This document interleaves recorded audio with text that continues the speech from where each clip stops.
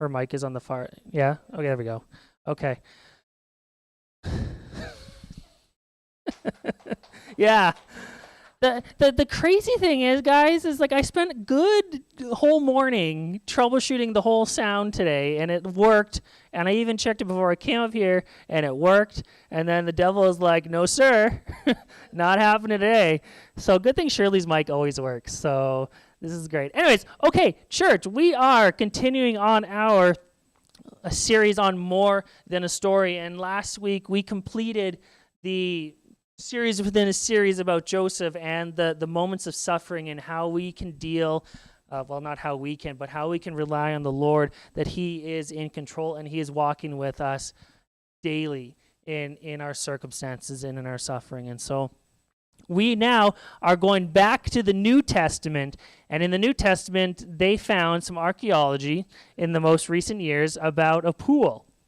And now you guys are like, yes, a pool. It is summer. It is hot. I would love to talk about a pool right now. This isn't quite the pool you're thinking of. We're not putting chlorine in it. We're not jumping off diving boards. We're not doing cannonballs. I wonder if they did do cannonballs. Like if there had to be a teen somewhere along the line in the 2nd century AD going, I bet I could cannonball into that, right? And anyways, that's rabbit trail. Pool of Bethesda played a key moment in the New Testament, specifically in the book of John. And I want to read you 3 verses from our section that we're going to read today. So John chapter 5, verses 2 to 4. And this is the beginning, or you get to hear about the pool of Bethesda. And it says, "Now there is in Jerusalem by the sheep gate a pool, which is called in Hebrew Bethesda, having 5 porticoes. In those lay a multitude of those who were sick, blind, lame, and withered, waiting for the moving of the waters. For an angel of the Lord went down at certain seasons into the pool and stirred up the water. Whoever then first, after the stirring of the water, stepped in, was made well from whatever disease with which he was afflicted." That is the background story to the pool of Bethesda. You just have this moment where they see the water stirring, and so they associate the stirring of the water with an angel coming down. And they're like, okay, well, if an angel of the Lord has come down, then yes, we touch the water in which the angel is stirring, we will be healed. And that went on for, it says that the pool of Bethesda was made in the 8th century BC. All right, so for hundreds of years, this is what they thought. They thought that there was healing. And so in this pool, in this section, at least we go to the next picture. This is a recreation of the pool of Bethesda here. And the 5 porticoes that it says, 5 porticoes just means walls. And so you have the 4 walls on the outside, and then they just put one straight dab in the middle to kind of cut it off. There was no reason for it to cut off, but they did. And so John says this specific pool had 5 walls. And within those walls, they have what they call mikvahs. And mikvahs are little, I don't want to say baptismal tanks, but think of a baptismal tank. Okay? It had little steps going into some water, and in the water, they said where healing would happen. And so if there's healing, you would have people always sitting around these pools waiting to be healed. And John makes it known in his first few verses there that those who were sick, blind, lame, and withered would sit by those pools waiting for the water to stir. And scientifically, I mean, God can do anything, so maybe, when the waters did stir, there was healing, but it was a spring flowing into it. And so you had natural minerals and stuff bubbling in, almost like, I don't want to say a hot spring, but almost like a hot spring, just not hot. And so you have minerals come up, and some of those minerals would help cure or help with healing on your skin or with what you're going through. Go to the next picture. This is just, this is the before I show you the archaeological evidence of this thing. If you guys noticed, or if I've mentioned before, that in Israel, the Crusaders, when they went in to, save Jerusalem from the Muslims and the attackers and everything, they went in, and whichever place that they found that lined up with the Bible, they would build churches. And so you have this Church of St. Anne right next to it. But what they also did, the Byzantine people, do you guys remember Peter's house? The Byzantine built a church on top of Peter's house. The Byzantine people did the same thing here, but you can see the ones in the red, they literally built foundations into the ruins so they could build a church on top of it. Quite interesting that you're ruining something that you feel so significant that you build a church on top of it, and then you're not really in the actual archaeological evidence. You're sitting on top of it. But anyways, we'll go to the next picture. So now you have that idea. St. Anne's Church is right there. The pillars there where the people are standing on is the pillars of the Byzantine church. And then down below where the ladder is on the left, that's where the pools were. Quite a big difference, eh? That looks like a deep hole going down there. But of course, when things got ruined in the old century, you just built on top of it. You didn't get rid of the old stuff, you just build up.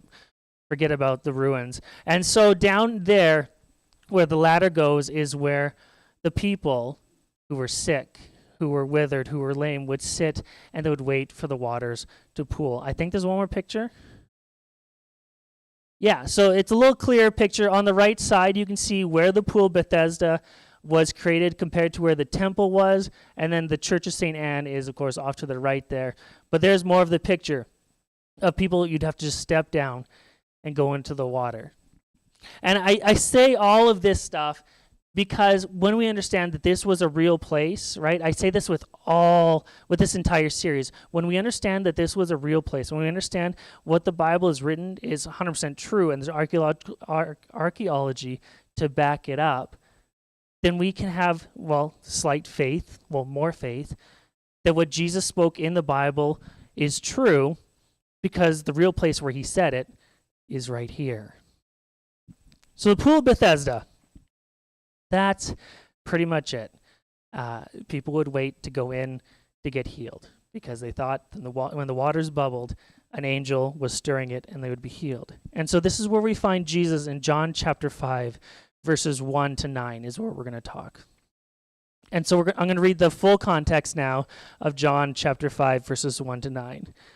And it says, "Now there in Jerusalem by the sheep gate a pool, which is called in Hebrew Bethesda, having 5 porticos," right, 5 walls. "In these lay a multitude of those who were sick, blind, lame, and withered, waiting for the moving of the waters. For an angel of the Lord went down at certain seasons into the pool and stirred up the water. Whoever then first, after the stirring of the water, stepped in was made well from whatever disease with which he was afflicted. A man who was there who had been ill for 38 years. When Jesus saw him lying there and knew that he had already been a long time in that condition, he said to him, 'Do you wish to get well?' The sick man answered him, 'Sir, I have no man to put me into the pool when the water is stirred up, but while I am coming, another steps down before me.' Jesus said to him, 'Get up, pick up your pallet, and walk.' Immediately the man became well and picked up his pallet and began to walk."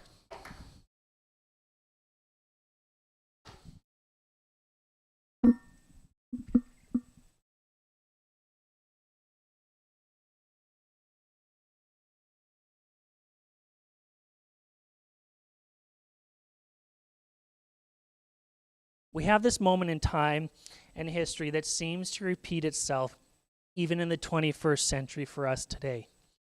There was a man sitting near the pool and he was waiting for the bubbles to appear so that he could rush down and dip himself into it to be healed. And John makes it clear that it wasn't just this man. There was a multitude of people who would wait for the stirring of water to happen. It became a race, right? You can only imagine it became a race. It became a shoving match. It became first come, first serve mentality. That the survival of the fittest, which sounds really weird for a bunch of people who are, riddled with disease and sickness, survival of the fittest, to get to that water to be healed when they see some sort of stirring, some bubbles. And I don't want to dilute from the situation of bubbles, but that's all I really picture is that when the water starts to bubble, suddenly you're like, oh, go for it, right? It's just like, it's on. I have to get there. I have to be healed. Everyone is focused on this water. That became their entire life, right? People knew that the pool of Bethesda was where the lame, the sick, the paralyzed, the blind, anyone who needs some sort of healing would sit there, right? But that became their entire focus. It was no longer about having a life. It was no longer about hearing what was going on in the outside world. It was the water. The water has to bubble, and I have to get to the water first. And so people might strike up conversation with you, try to be friends with you, be like, no, shush, zip it. I'm waiting for the bubbles. I don't need to hear this from you. Just let me get to the bubbles. And so Jesus shows up, and he goes to this place where everyone is sick. And he goes specifically to a man who for 38 years had been ill, and Jesus knew that. And he goes up to him and he asks the question. He's like, do you want to be made well? At this point, I don't know if the man recognized that it was Jesus, right? We're only in John chapter 5. However, in John chapter 5, we've had multiple miracles already. Because in John chapter 2, Jesus turned the water into wine. Everyone at the party had the best wine at the very end. And so there had to be talk of there was this guy at a party, he did the greatest trick ever, you guys. He said pour water into gallons of jugs, and then that it was no longer water, it was wine. So it was spreading that there was a guy who could, I don't want to say do a party trick, but maybe that's how people thought of it. Where like Jesus could do something that no one else could do. And then in John chapter 4, right before this, we have the healing of the royal official's son in Capernaum. He heals a royal official's son. And so there has to be some spreading of this news, right? We talked about Capernaum a few weeks ago where people would flock to Jesus because of his ministry. That's where the four friends lured the paralyzed man down the roof. So the people had to know that there was something about Jesus. But these people in the pool of Bethesda, all they knew was the water. I don't know if they knew Jesus. I don't know if they knew about all things that Jesus had done. And so when Jesus shows up, I don't know if he recognized him. The next slide, Elisa. And I think this is the problem, even for us today, is fixing our eyes on the delivery instead of the deliverer. This man had literally the Son of God before him, right? Who healed a royal's official's son not even days before, who was in Capernaum healing everyone who came to the house. But all the man said was, bubbles. You guys are going to remember this story forever. Bubbles, okay? The water has to turn for me to be healed. I don't care about you, Jesus. Can you imagine if you're hiking? Have you guys ever been to the mountains before? We used to live in Alberta, and so we lived, about 5 hours from the mountains. And every time we went to the mountains, it was always the most beautiful thing that we have ever seen in quite a while, because in Wainwright it was flat, just like Nacum is flat, right? So anything that juts out of the earth seems really exciting. Can you imagine if you were hiking in the most majestic hiking trail you can ever imagine, with the mountains around you, with sparkling rivers flowing around, and while you're walking, all you're doing is on your phone? And I don't care what your reason for your phone is. I mean, if it's GPS, you don't want to get lost, okay. But if you're on social media while you're outside, you're scrolling through Instagram, you're like, oh, these are great reels. I wish I could go there. And you're missing the beauty that is around you. You're missing everything that is around you in creation, the beauty, the majesticness of it. But you're just focused on your phone while you miss the breathtaking view, the fresh air, the very reason you came to the mountains. That's kind of the best way that I can explain this person's view, this man who's been sick for this long, is that he's missing the majestic view that's in front of him because he's focused on the water. He's focused on the only delivery that he can think of that is going to heal him. He's not focusing on the deliverer. If they're hoping an angel stirs the water, can you imagine what the Son of God can do? I think the unfortunate part is we do this. We expect God to show up in this way. And if he doesn't show up in this way, everything else that appears is not of God. But what if God is trying to take your eyes off that water and on him? because he's the deliverer.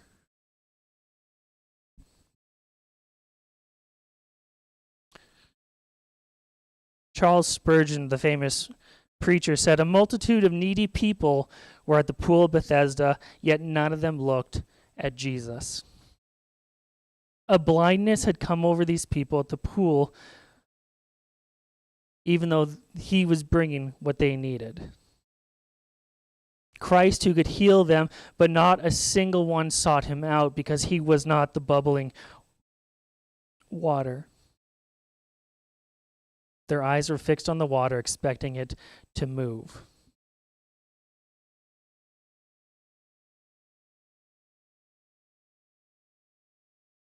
It's interesting that we quote unquote judge this man for not seeing Jesus. But how many in our seasons, whatever season you may be in, whether you might be in the season of like this man who you're waiting for healing, you're waiting for something to happen, but we're waiting for a more convenient time. So when Jesus shows up, it's not convenient for me. Or maybe we're waiting for Jesus to show up in our dreams or give us a vision, and anything else isn't from him. Or maybe we're waiting for the most explosive sign or wonder that God can give us, but because we're not looking for Jesus and the signs and wonders didn't show up, then we don't think it's him. Maybe we're waiting to be compelled, right? It's only Jesus if I have this big emotional response. I feel compelled to do this. Maybe we're waiting for a revival. It has to be something that everyone is going to catch on fire for. He was stuck on the water and not seeing Jesus. It reminds me of a story. I think the next slide here. It's found in 2 Kings chapter 5, verses 8-3. And I don't love this story, but it's a great story. It says, "But when Elisha, the man of God, had heard that the king," I'll give you a little bit of background first. God actually used the king of Syria for good. So Syria wasn't always horrible, but God used this king, and so this king he contracted leprosy. It doesn't say how, and he wanted to be cured. And the interesting thing is that in Syria's kind of conquest of other lands, he took a slave in who happened to be of a Jewish descent, and this Jewish girl said, "Hey, king, there's a great man in the nation of Israel. He's a great prophet, and if you talk to him, I'm sure that he can get you healed." And so this little girl, or this slave girl, talks all about the good things that this prophet has done. And so this is where we come into 2 Kings chapter 5, verses 8-3. The king of Syria sent a letter to the king of Israel and said, "Hey, I want your prophet. I want him to come heal me." And the king of Israel says, "Who am I, God? I can't do this. I don't make the rules. I can't make things happen." And so he was panicking that if he couldn't fulfill this, the king of Syria would come kill him. So verse 8 in 2 Kings here, it says, "But Elisha, the man of God, heard that the king of Israel had torn his clothes. He sent to the king saying, 'Why have you torn your clothes? Let him come now to me. Let the king of Syria come to me, that he may know that there is a prophet in Israel.' So Naaman," this is the king of Syria, "came with his horses and chariots and stood at the door of Elisha's house. And Elisha sent a messenger to him, saying, 'Go and wash in the Jordan 7 times, and your flesh shall be restored, and you shall be clean.' But Naaman was angry and went away, saying, 'Behold, I thought that he would surely come out to me and stand and call upon the name of the Lord his God and wave his hand over the place and cure the leper.'" Naaman was, well, lack of better words, he was so angry that Elijah didn't show up the way that he wanted to. Elijah already said, "You will be healed if you go to the Jordan and dip yourself in 7 times. You will be healed." Woo, that's what you want. But Naaman was mad because Elijah himself did not come to the door and did not make a spectacle, did not call down the Lord's glory all over him and then make him healed.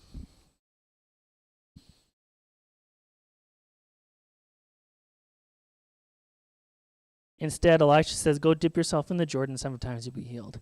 Naaman was mad. He was so focused on the delivery and not the deliverer.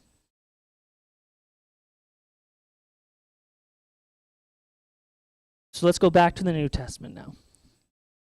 So we have this man, right, 38 years ill, waiting for the water to turn. And Jesus walks up to him, and he simply asks this question in verse 6. He says, when Jesus saw him lying there, and he knew that he had already been sick a long time, he said to him, I think this is the next slide, Elisa, do you wish to get well? Simple question.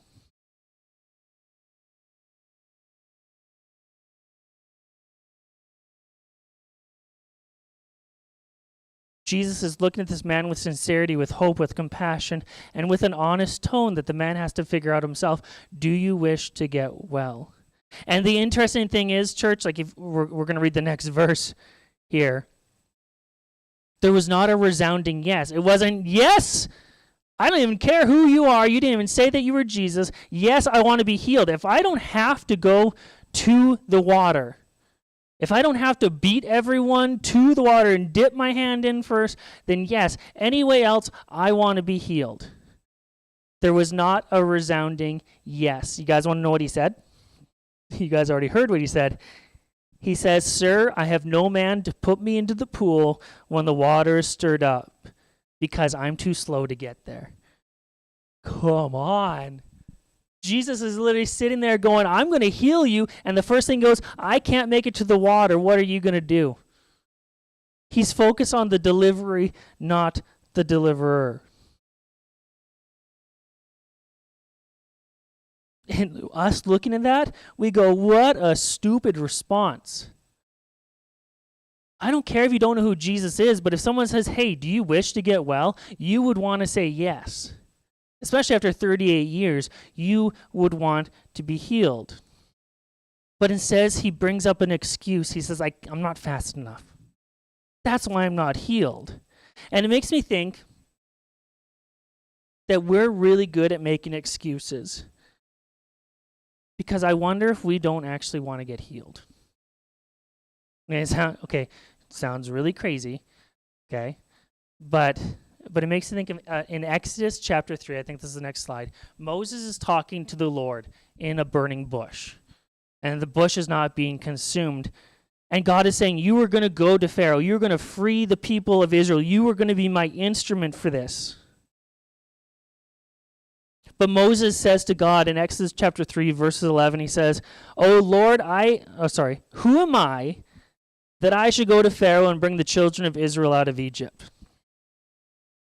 Moses wasn't like, yes, I'm going, and I'm going to go do this because the Lord is with me. His first thing was an excuse, right? Who am I? Someone else could do it. Someone else would be better. The Lord finishes off that question with his answer in verse 12. He says, But I will be with you, and this shall be the sign for you that I have sent you. When you brought the people out of Egypt, you shall serve God on this mountain. Moses doesn't stop there, okay? In Exodus chapter 4, the Lord is still going, you're going. You're going to be my instrument in saving the people of Israel from Egypt. In Exodus chapter 4, verses 10, Moses says to the Lord, O Lord, I am not elegant, either in past or since you have spoken to your servant, but I am slow of speech and tongue.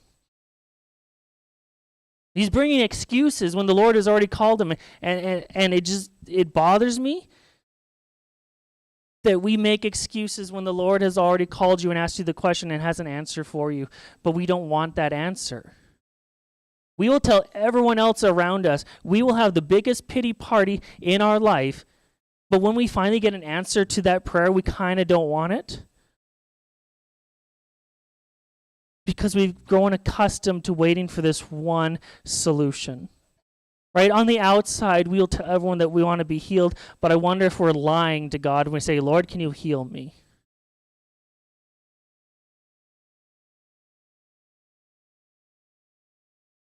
Because I wonder if hopelessness has leaked in. Because the water turning hasn't saved me yet. God didn't show up in this way. Therefore, I'm never going to get healed. Jesus posed a question that would radically alter this man's life. Right? He would no longer be confined to his mat. He would no longer have to sit 24 hours a day, 7 days a week at this pool waiting for the water. I don't even know how often the water stirred. I don't even know if it was once a day. I don't know if it was once an hour. I don't know. I doubt it was once an hour for how many people were there. But he would no longer be confined to the space. He could go out. He could interact with other people. He could live a life. But I wonder if he became comfortable in his hopelessness. He was familiar with all the sickness and all the disease and all the people around him.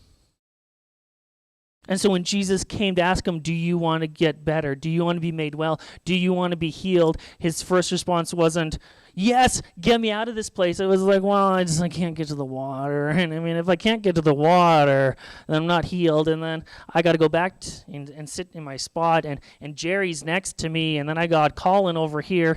And we become really good friends, like really good. I don't know what the outside's like. There's no Colin out there. There's no Jerry out there. Who am I going to be? All these excuses start flowing in when God is like, do you want to be healed? Do you want to be set free from this moment?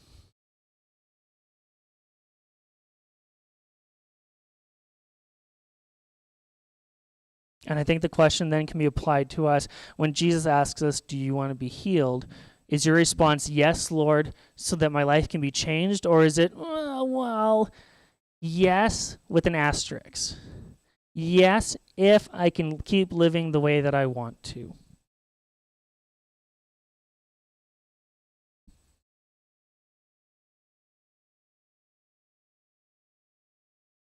Because what if Jesus is looking at you, right? Jesus, in the story of John chapter 5, he wasn't looking at the people beside this man. He was looking directly at him. And so you have to imagine this. Jesus is looking directly at you right now, and he's looking at you with an honest voice, and he goes, do you want to be healed? And your healing can look very different. It could be something physical, right? We have people in our congregation who need physical healing. But there's also a lot of spiritual and emotional hurt that people are going through. And so if Jesus asks you, do you want to be healed with forgiveness? Do you want to let go of that hurt, of that unforgiveness? Do you want to be healed from not growing closer with me? Right? Whatever is in your heart. And Jesus stood right in front of you and asked, do you want to be freed from this? Would your response be yes? Or would you be hesitant because you've kind of grown accustomed to living this way? Maybe you've grown accustomed with the hurt and the resentment of not forgiving someone, and you kind of like it because you have a reason to hate this person. Because if I forgive them, then I have to let it go. I have to give it to God, and I have to move on with my life. Right? Or what if healing, you want to grow closer with the Lord, then I have to give up something in order to read my Bible more, to have solitude with the Lord, to make time to pray more. I have to give up stuff that I like doing. And so when the Lord asks you, do you want to grow closer to me? Is your answer immediately a yes, I want to grow closer to you, Lord? Or is it, I'm doing okay. Do I really want to be healed? Insert whatever you are dealing with that the Lord is going to ask you, do you want to be healed from it? It could be a long list of different scenarios, right? It doesn't have to be just the few that I gave.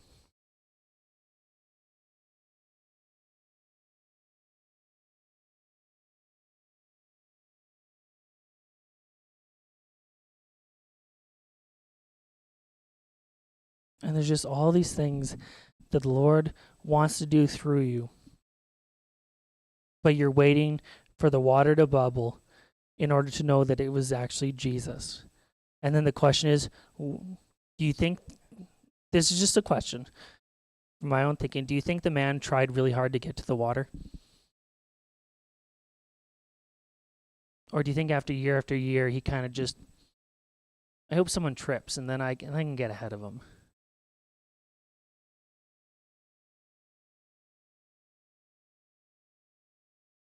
Because year after year, if Jesus doesn't show up in the bubbling water, we assume that Jesus is not going to show up ever again.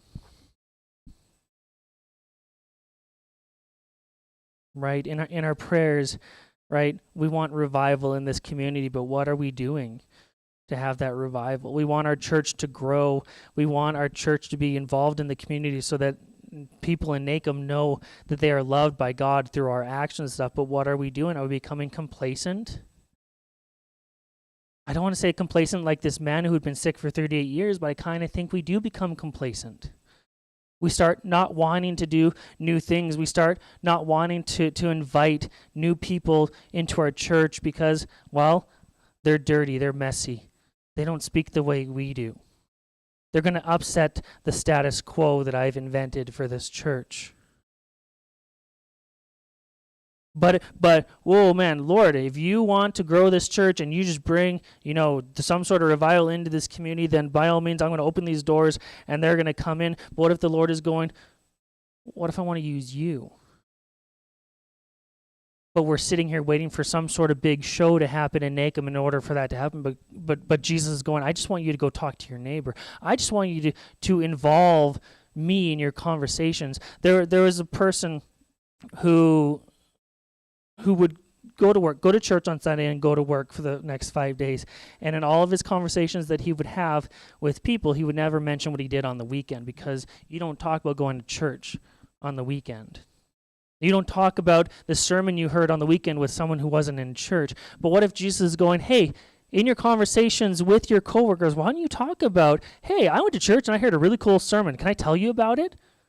Because other people have no problem telling you about what they did on the weekend. Yeah, I went to the bar. Whew, I had 7 beers, and it only cost me $20, right? They have no problem telling you this stuff, but we have a shyness of going, ooh, I don't want to tell you what I did. Because Jesus is meant for the walls here in church. Jesus was not meant for the pools of Bethesda only. Right? Because I think I'm lying to myself when I read chapters like Isaiah chapter 6, right? And I don't know why I'm tearing up.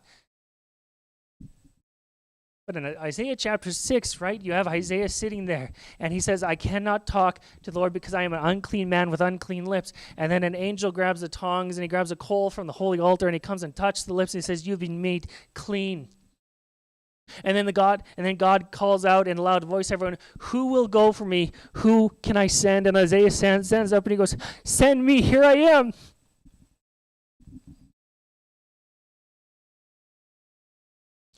The unfortunate part is that I am probably not going to be Isaiah.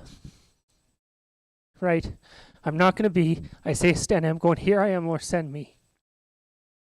I am more likely to be the man in the New Testament, John, who's just accepted that my life is going to be at the pools of Bethesda and I have nothing going for me.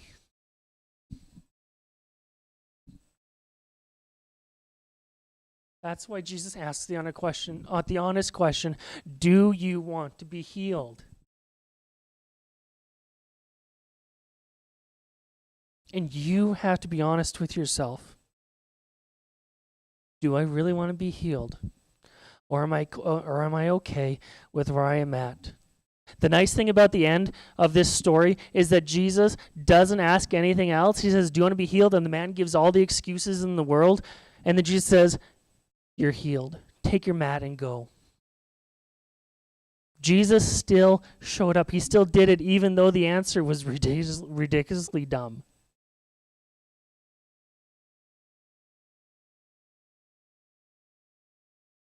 I'm going to end with a story.